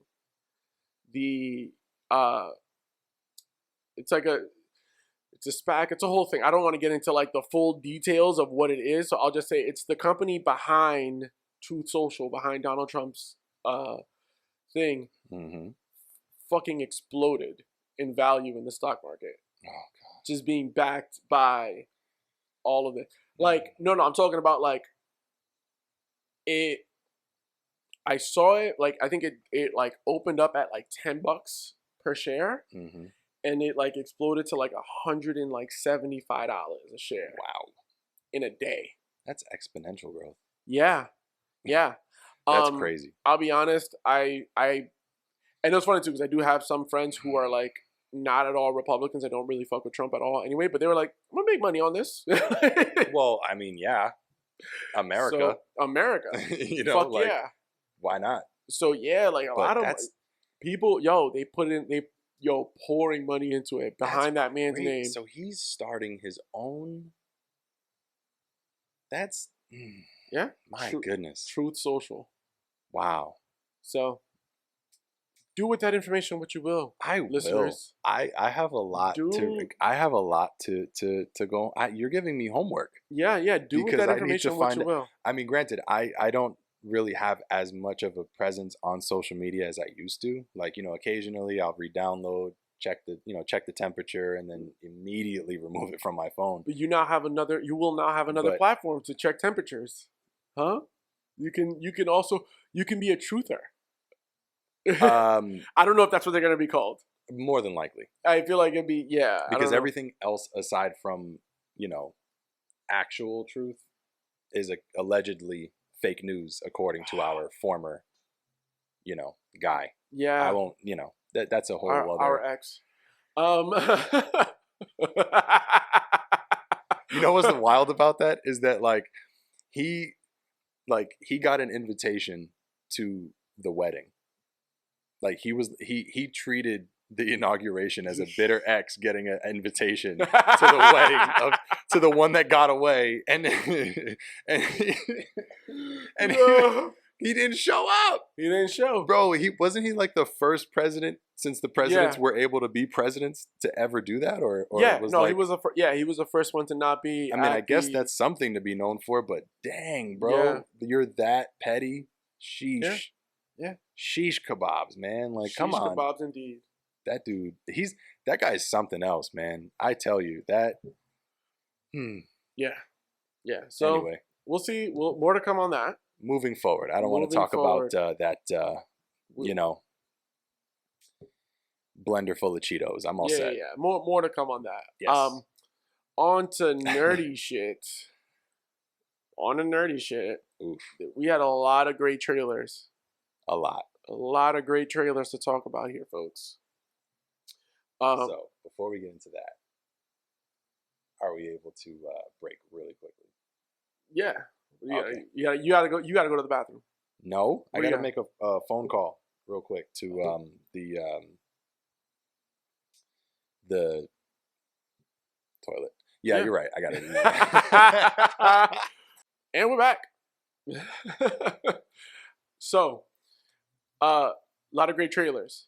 Oh my gosh. Such a good season for trailers, man. Yeah. There's a lot of stuff coming out. Yeah, a lot of good trailers. Movies. So we're going to nerd out really quickly. Let's if you nerd, just quick nerd atom. This is going to happen. Side note, before we move forward of it, I still at some point need to find time to really catch up to all of the Marvel movies that have been coming out. Dude. Because I was the only one. No, because I just haven't been able to get to the theater. Same. So eventually I'll get into talking about Shang-Chi and Eternals and yeah, I haven't seen it either. One day. But one day. But in talking about trailers. Yes. Let's start with the Batman trailer. Oof, I need to take my hat off for this one. Sorry guys. You're going to see some reflection off my forehead because tell me your thoughts of the Batman trailer. I was pretty pleased. Really? Okay. I was. I'm looking at it from a fresh perspective, and what helps me, because again, like I said earlier, I'm a nerd. Yeah. I'm a nerd squared. Yep. So I look at it like, if I'm gonna treat this like anything, I'm gonna treat this to the most recent Batman that we've seen, which is Batfleck. Yeah. I'm treating this in my own mind like a prequel to him. Because his Batman was raw. To me, Robert Pattinson's Batman represents a young Ben Affleck's Batman. That's how I look at it. Because when you look at the way that it's being directed and the fighting and just the grittiness of it, he just gives zero fucks. That scene when the dude tried to step up to him and he just whooped his ass to the point where his boy had started welling up a tear. Yeah. Bro, you know your boy's getting it when you can't even jump in to save him and you're you're just crying. Yeah. Just so that type of fighting, all that stuff, that's how I'm treating it. So maybe that's what's helping me digest the sudden change again from the Batmans, because they're treating Batman like Spider-Man. And I'm like, dang, man, you guys are giving us so much to digest so often. But all right, so how do you feel about the trailer, if you don't mind me asking? Because first off, I absolutely I'm not gonna lie, I nerded out when I saw Riddler.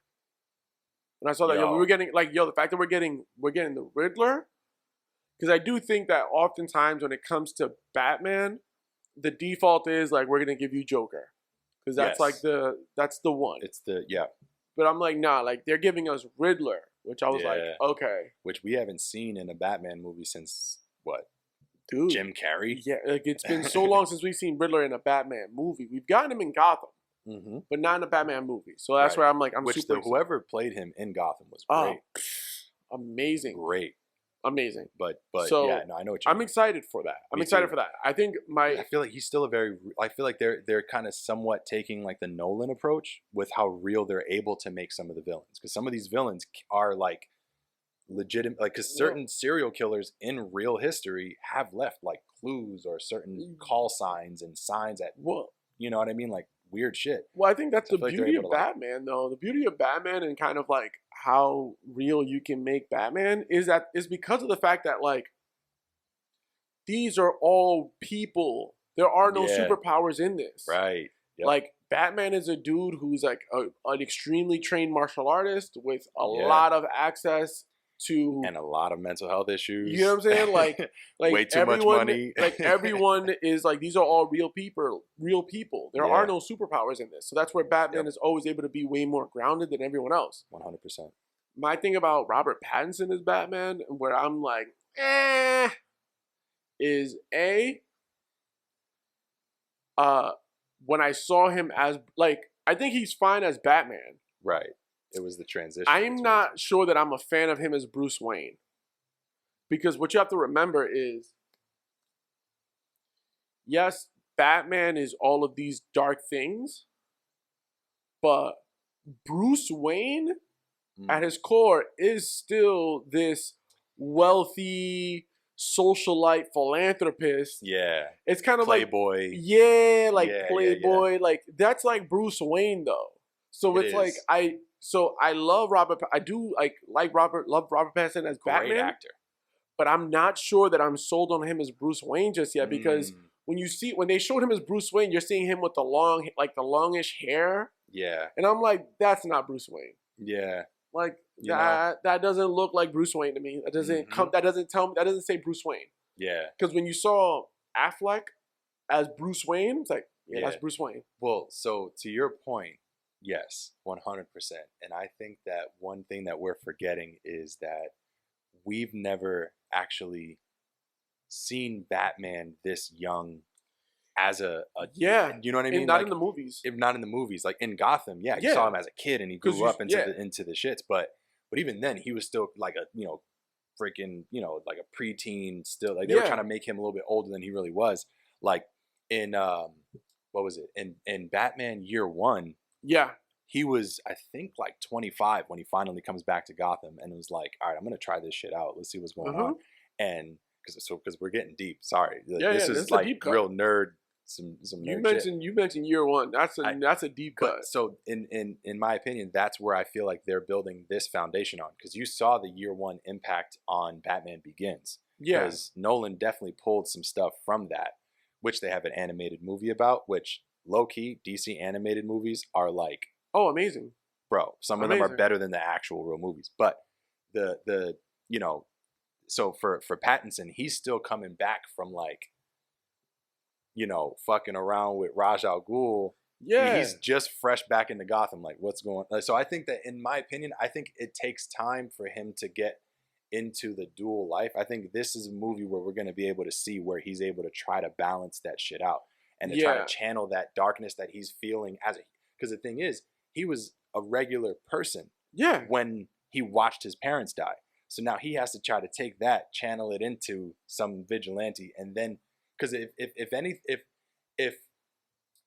that idea of Bruce Wayne is anything, it's more so like a facade, in my opinion. of Like, course. so he has to take time to build that. When we see Ben Affleck, he's in his like Full facade, like I'm here, I do this thing. I know how to play this game.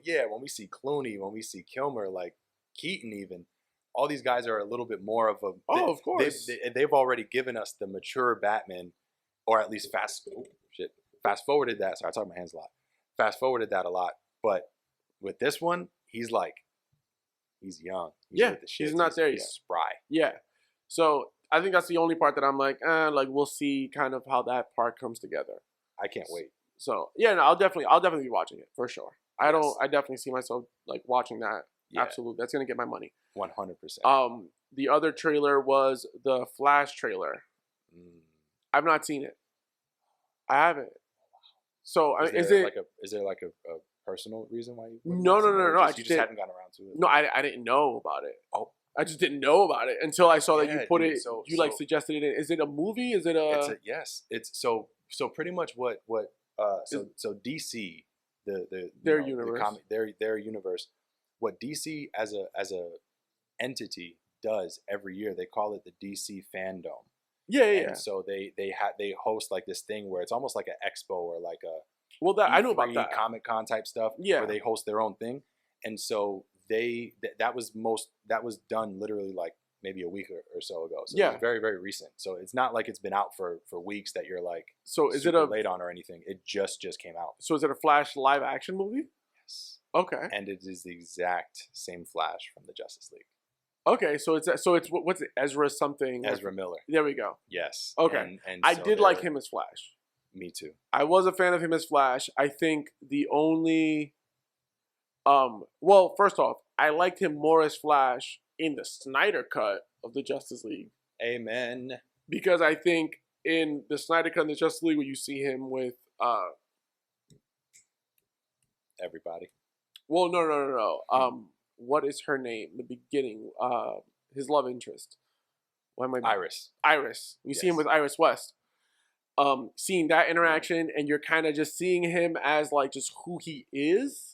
In his own element. Like Yeah. that whole section was cut out. Like, yeah, you know what I mean? Like, and where I you think really that's got to where see. it was such a disservice because you needed to see, like, that was the part of that Flash that we I was needed. missing because I was like, I Yeah. need to see him kind of be this like I am like absurdly powerful, Mhm. but I'm also very like personally insecure Yeah, very and awkward. personally awkward. Yeah. No, So, like- because what, like, if you were given super speed, like, what would you even know how to do with it? What, And that's what happened to him. And Yeah. he's just like a regular dude. And the thing is I love the fact that in that cut they added in the scenes with his dad. And him yeah. talking to his dad, And because they completely negated that in the what do they call that? The cinematic cut. The Justice League. Okay, yeah. Because that was Joss Yeah, Whedon's yeah, cut that was Joss versus. Whedon's. So they call it the Justice League, and so in the original one, the 2-hour version or whatever, the trash version, It was trash. the version we no longer acknowledge. Yeah. The real but, version. Yeah, to not get too deep into it, but I really appreciated the fact that they brought emotion back into the DC universe instead of it being very campy, very colorful, all this other stuff. But yeah, man, I'm very excited for this Flash movie, bro. Really? It's going to be very, it's because the thing, all right, so the thing is, and I've done a lot of like reading about these, Mhm. like about what happened with the whole, because that was the first time in like cinematic history that's ever happened. When it comes to the Justice League movie, that was the first time that we've actually seen two different versions of the same movie, but like with two totally different directors. Yeah. Now, fast forward, like we weren't even sure we were ever going to get the Snyder Cut. And even when we were fighting for the Snyder Cut to even come out, Ezra Miller's contract with Warner Brothers had already expired. Like he was signed on to do a certain amount of movies. And because of what they did wrong with the Justice League, that ultimately like kind of just like expired his contract. That just pushed everything back. So I'm really happy to see him coming back as the Flash. There at least has that continuity, because we've gotten a Wonder Woman movie, we've gotten the Aquaman, and so I'm just really happy to see the Flash get his time, because he was the best part of that movie, even the it new was one, amazing. the Yeah, he old was one amazing. and the new one. It was just So without giving too much, because Yes. I will watch that trailer probably like after we're done recording. absolutely.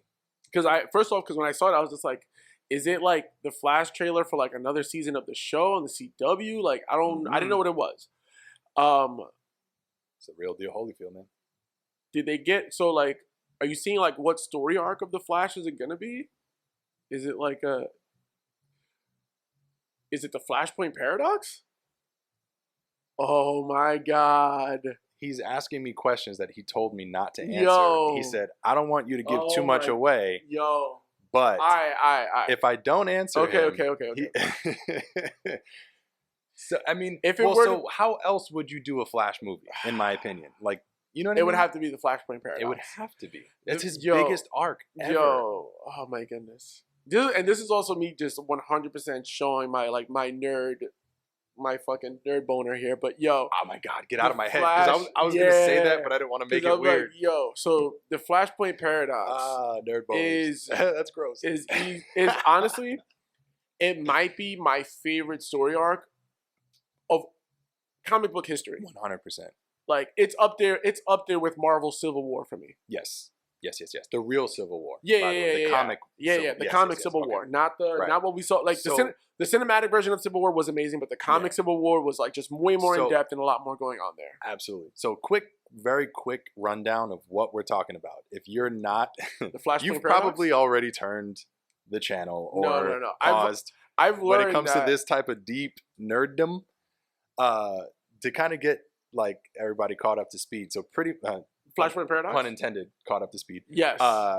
What happens pretty much in Flashpoint Paradox is with the Flash's character, his mother was murdered when he was a kid. His father was falsely accused of the crime, which he devoted his life to crime stopping, ends up becoming a CSI, somehow gets hit by lightning and a bunch of other loops of the story, becomes the Flash.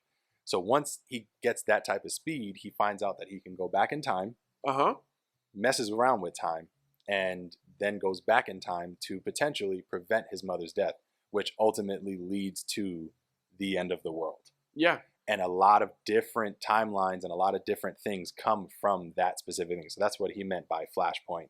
That's the Flashpoint Paradox. There is a DC animated film, Flashpoint Paradox, on HBO Max, which is amazing. Yes. So the Flashpoint, Amazing. yeah.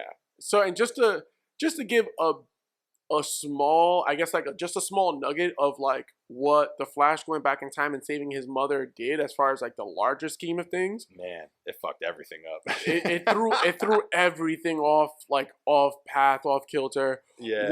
And I think my favorite one of my favorite side effects of the Flashpoint Paradox is the fact that Batman in the Flashpoint Paradox, Bruce Wayne is actually the one that gets murdered in the Flashpoint Paradox. And his father, Thomas Wayne, becomes Batman. Yes, he does. And his mother, Martha Wayne, becomes the Joker. Because she loses her mind. Watching her son die. Yeah. And his father eventually becomes a vigilante. And he's not Batman the way Bruce Wayne was Batman. He's a very violent Batman. Like, he carries a gun. Like, he's strapped up. I'm shooting I'm shooting motherfuckers. That's it. Because y'all killed my son. Yeah. So it's just Blacka. it's And just he had the 5 o'clock shadow on him. This is all in the animated movie, by the way. They show this for the most part. They don't really go too deep into the whole Joker part, but they go deep into. I highly recommend it. And it's just, man, it's really good. It's very good. So my big beef with Warner Brothers is that this is what Zack Snyder was actually ramping up to do. Yeah. And it just, whatever happened there happened, because we could have our own only podcast about just that whole scenario. However, I'm just honestly great. Like, at this point, I know that DC or Warner Brothers is spitting out a lot of stuff. Like, I like to call it the Here Damn movies. Yeah. Like, yeah. When it, yeah. This Suicide Squad. Here's your new Joker. Here's your new Harley Quinn. Yeah. Here's just take it. Yeah, here. And then and then they recycle the Suicide Squad again. Here, damn. Here's another one. And then you have the Joker. Here, damn. Although it was really good, it wasn't necessary to the. It's not. None of it is really canon. Yeah, it's weird. None of it is really. It's so weird. It's hard canon. to keep up with, even for a regular person. It's hard for me to keep up with, and I'm a fucking, an enthusiast. But either way, I'm excited about it, man. It's gonna be great. I think that is definitely gonna be the one that I'm hoping that it's the Flash movie that we deserve. Okay. Yeah, so I'll have to watch that trailer. I'll leave that there. I'll have to watch the trailer, and then the third trailer to kind of talk about is the Matrix. New Matrix is coming. Another whole other episode that we'd be able to do because I could go on for hours. Yeah, JP actually showed me the trailer before we recorded this, and we purposely were just like, we watched the trailer, and then before he spoke, I was like, say nothing. We are going to pod, and we will talk about it on the pod. Yes, we are. That shit looks good. I will also say though, yes, and this is me also just kind of playing devil's advocate and just kind of always being the naysayer that I am in life. Another Keanu Reeves movie that's very good. Sorry, I told you, nerdgasm. I do feel like part of it is just trying to go back to the well of like, yo, like it's easier to reboot and kind of try to pull back the previous story than to make a new one of something. So I think that's where we're getting this like, all right, like what, like cinema is just like, well, what can we do? Well, we can make another Matrix. That's very true because the last Matrix trilogy didn't really leave you wanting, much more. Yeah. It didn't really leave much to be desired because you got to really see that story fully through. Yeah. The best way that I can, so the thing is that all right. So with the new Matrix trailer, when it came out, so my brother actually sent me that trailer. Yeah. The whole thing. There's a cool thing. If you go to like whatisthematrix.com, it has you like press on the pill, and depending on what pill you press on, gives you a different trailer. Now, that made me want to rewatch the trilogy. The Matrix, the first Matrix movie, is one of, if not my favorite movie of all time. When I rewatched the trilogy, it made the new one coming out make more sense. Yeah. In a way. Because there's a lot of things that they explain in that trilogy that you're like, oh, okay. I can somewhat see how they would be able to reboot this and still make it make sense. Yeah. Because it's the same director, the same minds that even gave us that whole thing. They are coming up with it again, and I am just over the freaking moon about it. Okay. I loved it. It's gonna be great. Yeah. No, I'll definitely end up. I will end up like, I feel like revisiting the trilogy. I will end up revisiting the trilogy when it comes to this stuff, bro. Yeah, man. I think it's gonna be good though. Like that. It's gonna be great. That trailer did look really good. So I'm interested to see, especially the one thing that I will say that whenever it comes to like the refreshing of old ideas is kind of like seeing them do another Matrix, but with like today's technology of like CGI and all that shit. I'm like, this could actually be like, child, please. You feel me? So girl. So yeah, that'll be something to check out. That's gonna I highly recommend it. If you haven't watched any of the Matrix movies at all, please do yourself the favor. Yeah, absolutely. And I don't know, so normally as I'm like working through the topics, I try to like quarterback us through me and whoever my guest is. I quarterback us through and kind of figure out, well, like we should talk about this after this, and we'll talk about this after that, and kind of segue us through. Yeah.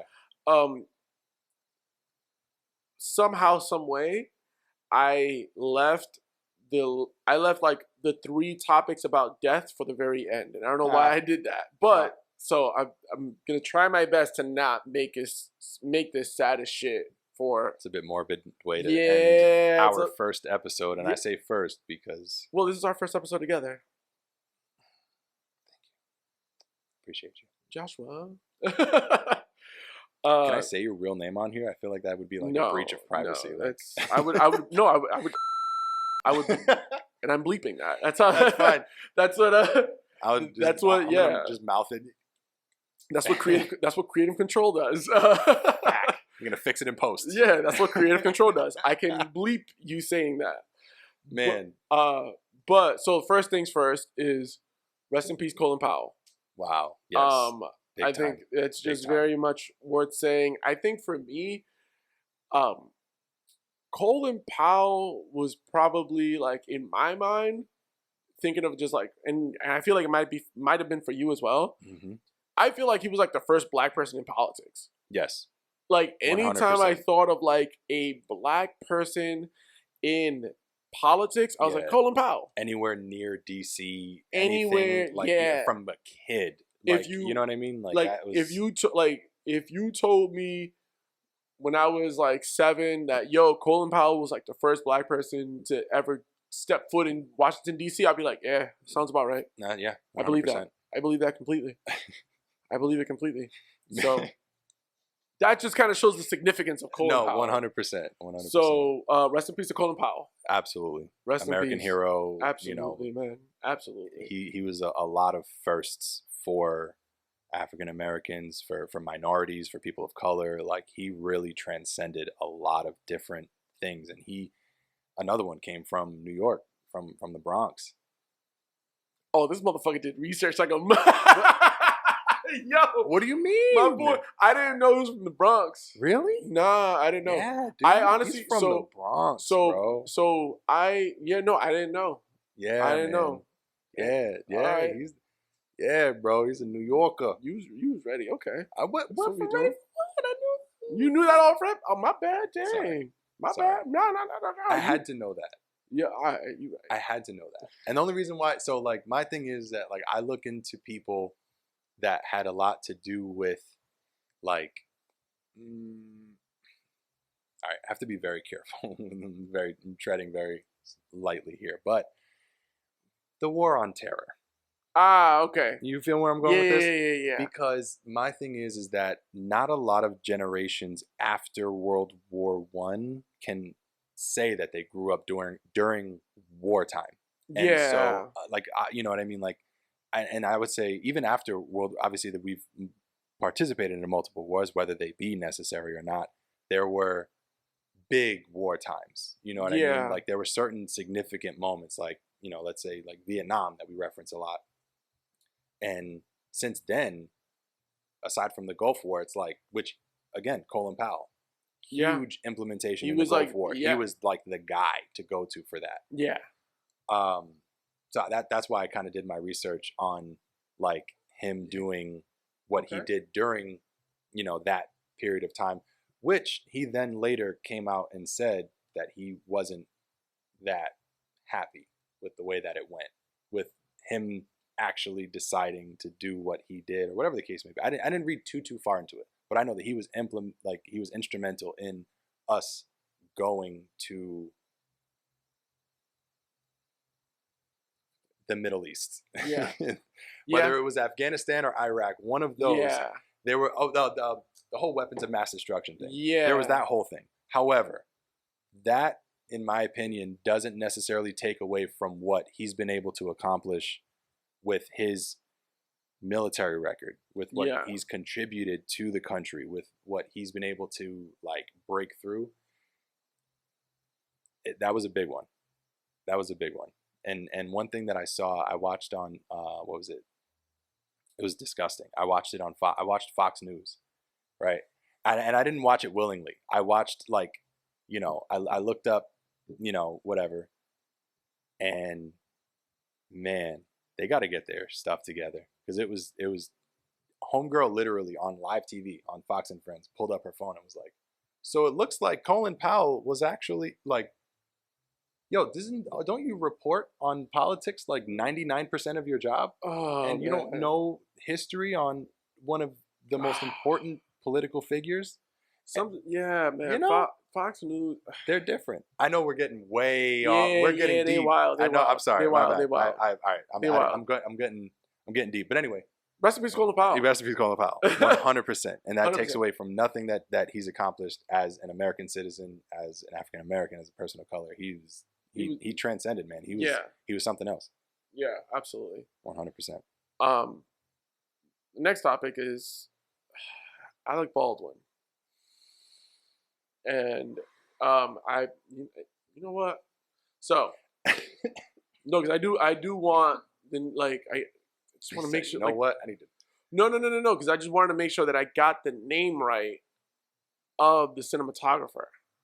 Yeah, the director of photography. Yes. She's of the yes.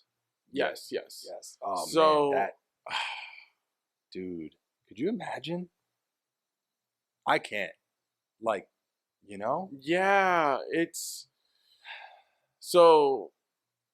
For those of you who don't know, there was a tragic accident fairly recently involving Alec Baldwin and the director of photography, cinematographer, Helena Hutchins.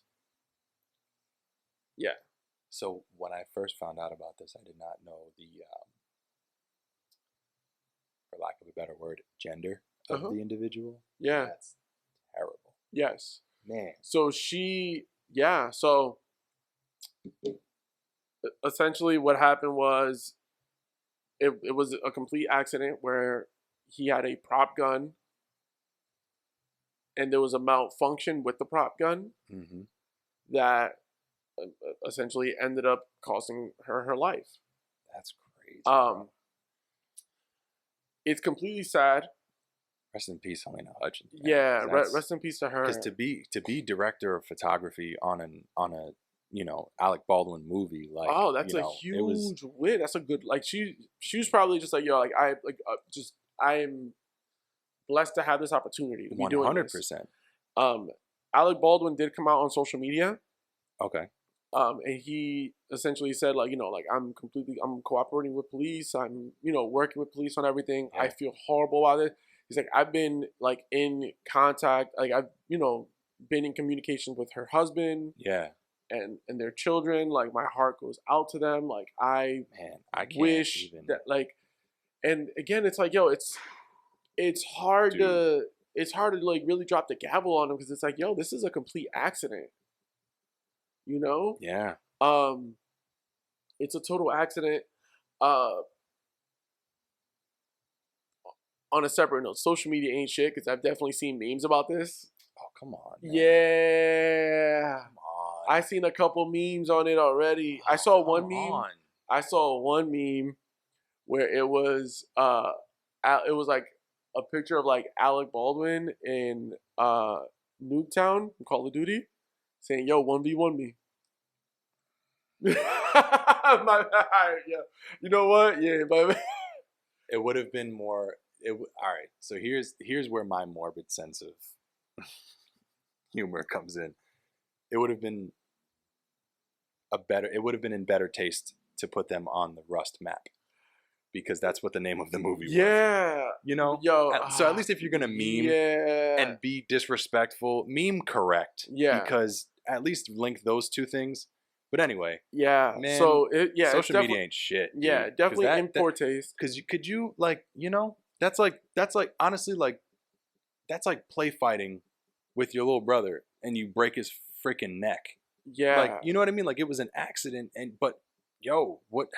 How do you come back? Like, there's no, it's just a very. Do you finish the movie? Do you continue continue living life? Like, how do you come back from that, man? I don't know how.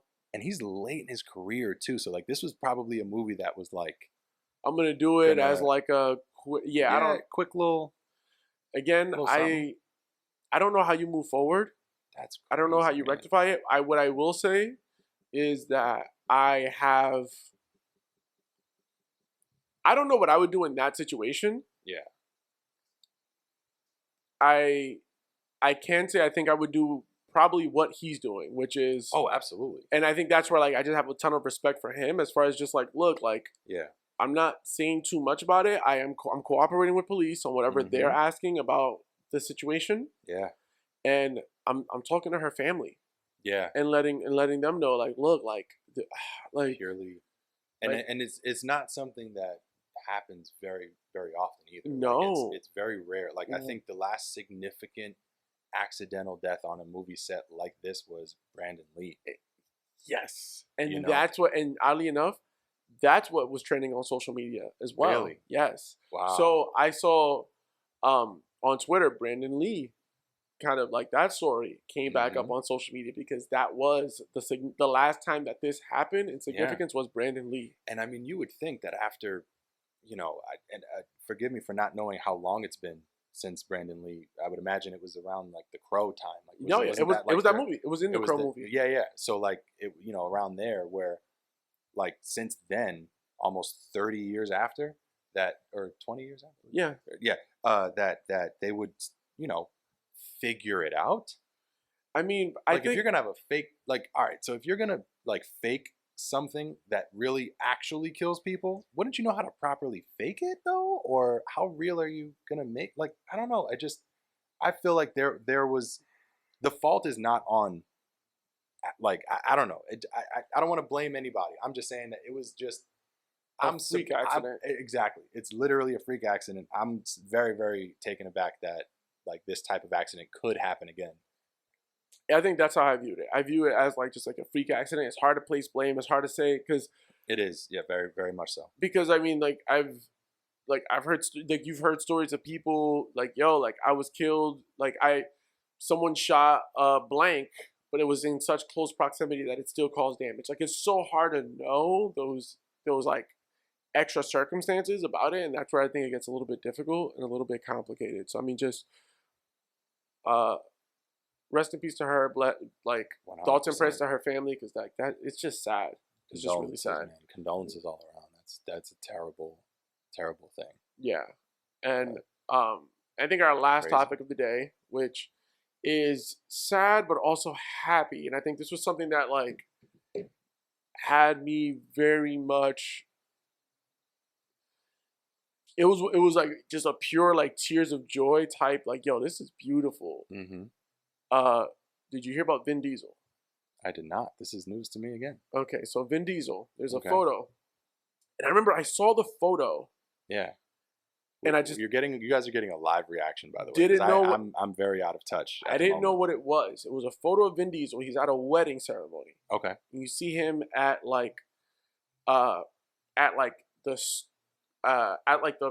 front, the start of the aisle, Mhm. right, with the bride. He's about to like walk her down. Mm-hmm. And I saw that, and I just kept scrolling. I was like, all right, cool. All right. Okay. Yeah, Keep I going. saw that. I was like, all right, cool, whatever. And then it wasn't until a few days later that I was like, yo, that I got the story. Vin Diesel walking the daughter of Paul Walker I knew it. Come down the on. aisle on her wedding day Ugh. because her father could not be there because he passed. Oof. Vin Diesel walked her daughter down the aisle on her wedding day, bro. Oh, Yo, right in the feels. if that doesn't hit you in the feels, Oh my I don't know God. what does. Wow. For those of you who man. don't know, I did not know that. yeah, Paul. That is fucking amazing. Yeah. So Paul Walker, he tragically passed away in a car accident. Wow. Vin man. Diesel, his like not only co-star but like real life, they were best friends. Yeah. He walked his daughter down the aisle on her I wonder wedding if day. he was like her godfather or something. Like if they kind of did that like behind the scenes type stuff, like where like they certain you know where actors- I don't think so because I Okay. also think that like if his daughter, just thinking about age wise, Yeah. I can almost imagine that like whenever they became friends, because something tells me that like they probably didn't become friends until maybe Fast and the Furious 1. Oh, absolutely. Yeah. So like thinking 'Cause that about was like his first movie, Paul Yeah. Walker's first movie. Like, yeah. so kind of Wow. thinking about like, well, like how old was his daughter? Like his daughter has to be at least in her 20s today. Yeah. So Yep. which means she was born 1990 something. Fast Around and the there, Furious came yeah. out early 2000s. Right. So it's kind of like I can imagine that it's one of those situations where Vin Diesel might not have been her godfather, but it Mhm. was kind of like he met Paul Walker, and Paul Around Walker was that on time, some yeah. like Paul Walker was on some like I'm doing this to provide for my daughter. Like this is why I'm doing this. This is my motivation. Yeah. And he was just always around them.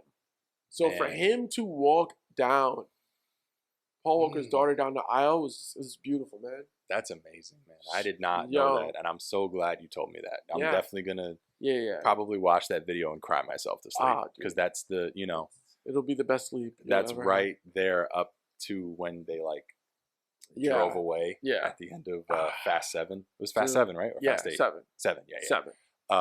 Man, that's Yeah, man. so dope. So That's so dope. yeah, beautiful. Did you see the newest one that came out? I No. still haven't seen it.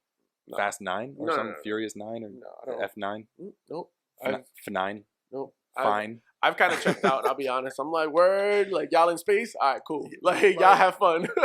Yeah, y'all have fun out there. You hear? It's like Fast and Furious Wars now. Yeah, it's like Fast I'm good. Star Furious I'm Wars. good. I don't watch anymore, but Me either. blessings to them. 100%, man. That was a moment. It was an era, man. That was an era, bro. It was like a whole that era. was a thing. Like that was back when, like, you know, and not to circle every single conversation back to Ja Rule, because I feel like somehow, some way, every conversation that everybody ever has always comes back to Ja Rule. Can we?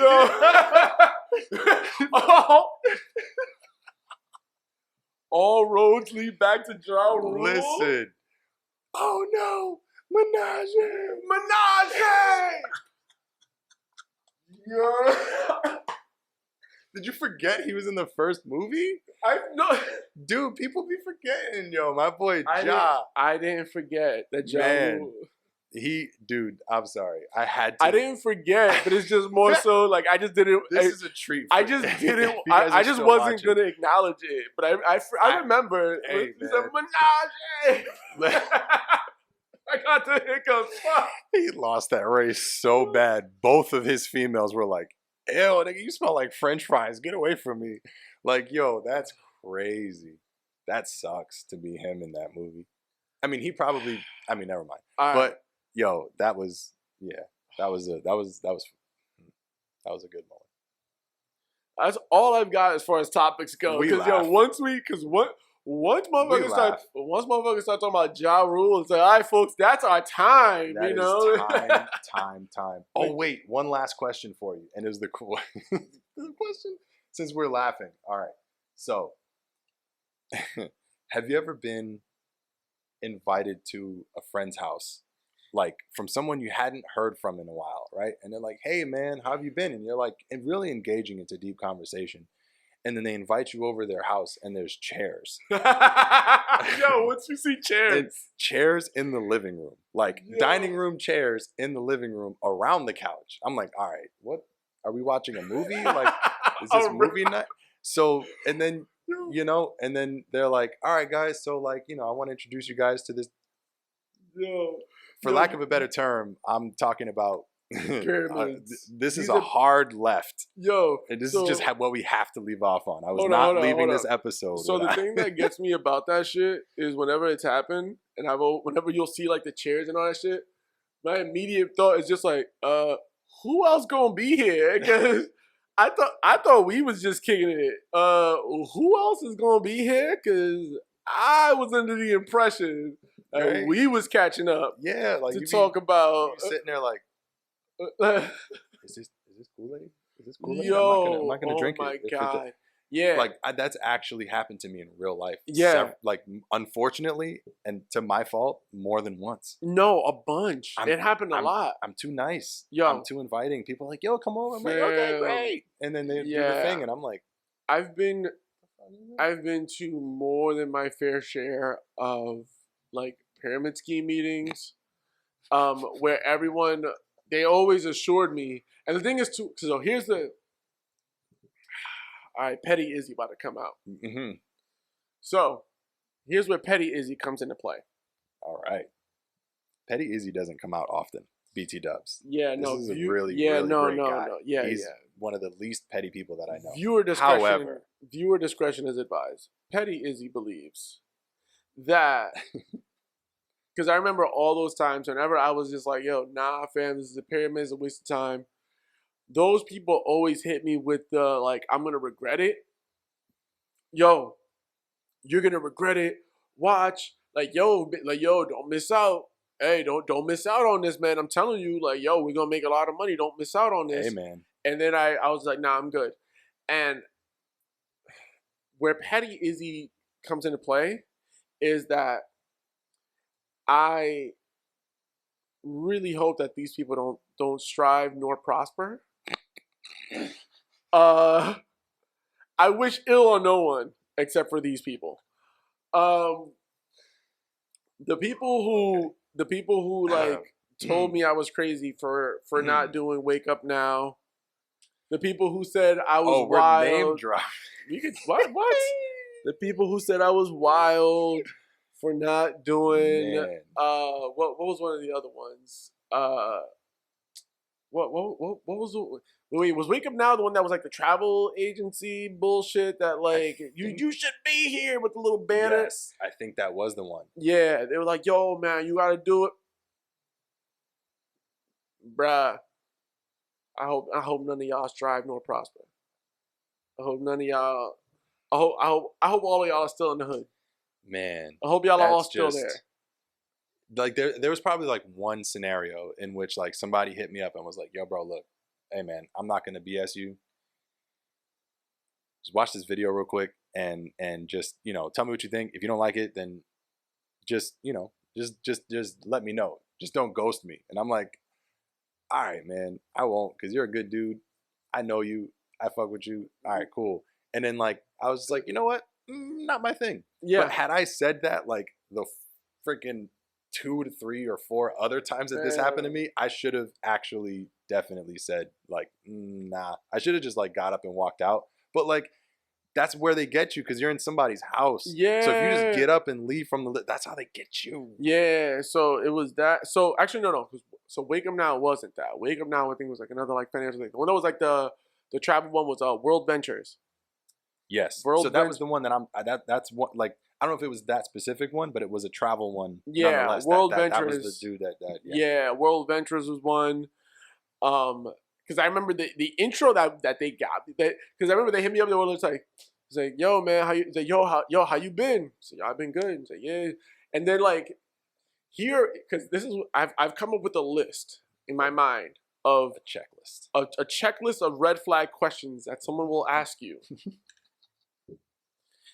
If someone has ever asked you any of these questions, can you forward me these questions? They are no. I'm going to say them right now. I'm going to throw them out right now. All right, cool. Because this is for you and for our listeners. I'm taking notes. If someone who you haven't talked to in a minimum of 3 to 6 months, 3 to 6 months, you said? If part of their opening line of questions as they're trying to find out how you've been is, if they ask you, yo, do you like to travel? You about to get hit for a pyramid scheme. If they ask you, you have no idea how accurate. Yo, hold on. Here's the other one. Because if they ask you, yo, do you like to travel? Yeah, right? You're gonna say yeah. Who doesn't? Right? And then if they ask you, yo, have you ever heard of residual income? Have you ever heard of residual income? Are you familiar with residual income? You just like get like an annual, you get like a monthly amount of money. You sit there and money piles in. You just sit there, you just get money, man. You ever heard of like residual income? Bro. They're like, okay. Was that number 2? Yeah, no, that's number 2. That's number 2. And then you have a third one? And then, and then this is where they ask you kind of like, yo, do you have like 5 minutes to say, yo, I would love for you to meet my mentor. There's now a mentor. There's someone else in the mix that they want to like introduce you to. Bro. If those 3 things happen in that order, you are in for some shit. Listen. Because I've had that happen where it was just, yo, I remember there was one. There's a bunch. There's a couple, man. But there was one that happened. Trying to get us, bro. There's one that happened, and we'll leave off on this. Yes. There's one that happened. I just had to get that. It was while I was, and this was like at work. It was a coworker who came up to me, right? So I'm thinking, yo, it's coworkers. This is all professional, safe space type shit. Been there, right? Mm-hmm. He was like, yo, ask me the same questions, but I also just didn't put to it. I didn't have my guards up because we at work. Yeah. So he was like, yo, yeah, you like to travel? I was like, yeah, you get around residual income. I was like, yeah, I mean, I've heard of some, I've heard of stuff where you get consistent returns, if that's what you're talking about. But like, I don't know about this. Consistent ROI. Yeah. Like, oh, what you chatting about? And then he was like, yo, I don't know what you're doing after work today.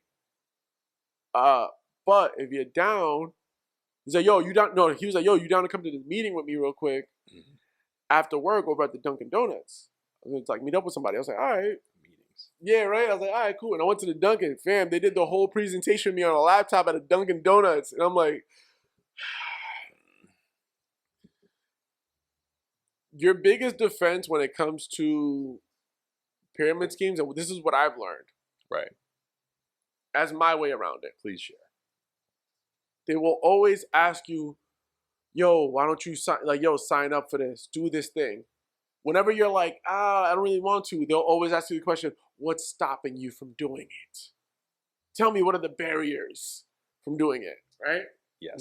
What are you looking to find online in your research before doing this? What I always say is, is this organization is this organization rated on the Better Business Bureau? Are y'all certified by the Better Business Bureau? What does the Better Business? I've never thought to ask that. What does the Better Business Bureau have to say about this company? And if they have an A, and if y'all got an A rating with the Better Business Bureau, then you know what? You can have my money right now. You said startup fees is $50. You can have it if y'all got an A rating with the Better Business Bureau. I ain't got no issues here. Absolutely not. But they never do. They're never accredited. And it's never the case. Man, it's that's never a the free case. gem right there. I did not know. I never thought to ask that. That's the crazy part. I always ask, is this accredited by the Better Business Bureau? Which also, from someone with a sales background, and I'll leave it on this. That whole "what's stopping you" thing, that's a sales tactic. Oh, so absolutely. No matter what organization, person, over the phone, in person, or whatever asks you, well, what's stopping you? That's a sales tactic so that they can try to counter that because they've already ironed out your responses because they typically get the same responses every time. They have their strategies. And they have that whole thing. But nonetheless, be on guard, people. Please be on guard. Yeah, be on guard. And take Izzy's advice, please, because that was good stuff. I assure you, there is no such thing as a get-rich-quick scheme. It does not exist. Everything involves hard work, and you gotta hustle for it. So, yeah. Shit. That's your gem for the day, man. That's my gem for the day. Fuck. Wow. How do you feel? How you feel? I feel amazing. Yeah? Again, I'm still, just from this whole process, and even, like I said, from the beginning, this whole time, I'm just sitting here like, man, this is happening. I'm honored to just be able to share my thoughts and I'm honored to have you, man. Nah, for real, dude. Like this is really cool because I mean, again, who else can you just like sit and talk to for 2 hours, uninterrupted, and just go talk about the shit that you like to talk about? Yeah, man. Know? That's what it is. That's what this is about. 100%.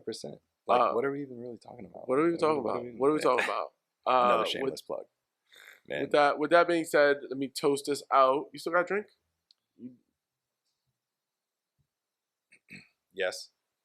Man, okay, there we go. All right. Sorry. With that being said, I will toast this out. Some ships float, some ships sink, but the best ships are friendships. And to those ships, we drink. We drink. Cheers, man. Cheers. That's a very good toast. Right? That was awesome. Yeah. It's a regular thing here. With that being said, see y'all next week. We'll see who I have here with me next week. Peace. You guys have a great life. Just a great life. Just all of it, man. Have a good one.